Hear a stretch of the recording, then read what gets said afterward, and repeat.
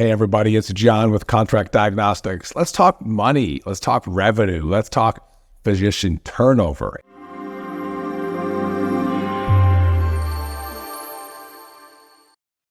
It is very costly to employers to have a physician who ends up leaving the practice. And a recent study I read said on average, a physician generates about $2.4 million per year of income for a hospital, or revenue, if you will, right?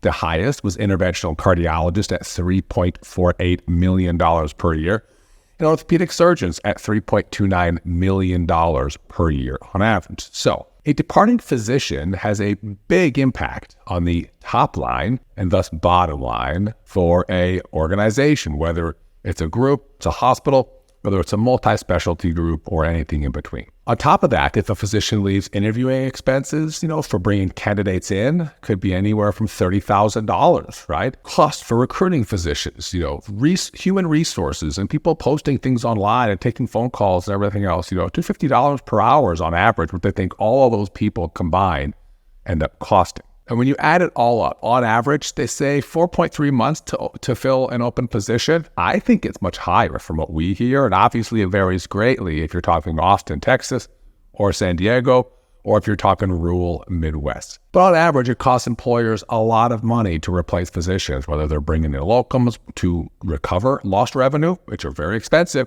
or if it's just taking a hit on the revenue side and hoping that the other physicians can keep up. Either way, it's very costly to have an organization lose a key employee, whether it's a football player or, in this case, a physician. So what does that mean? It means that you're very valued when you have a position and you're in a position. It means that having a discussion with the employer on things that are important to you is relevant and they should listen to you. It means talking about compensation, talking about your schedule, thinking through those things on a routine basis. We recommend every second or third year is vital. And we think the employer should listen to you. If they don't listen to you, of course, it's very important to have a backup plan because having a second offer may help them listen to you quite a bit more when it comes to renegotiation of your current position. So if you're a physician and you're in a job and you're just not happy, or you haven't had a raise in quite some time, or you don't know if you're being paid fairly, give us a call at Contract Diagnostics. We can help evaluate it.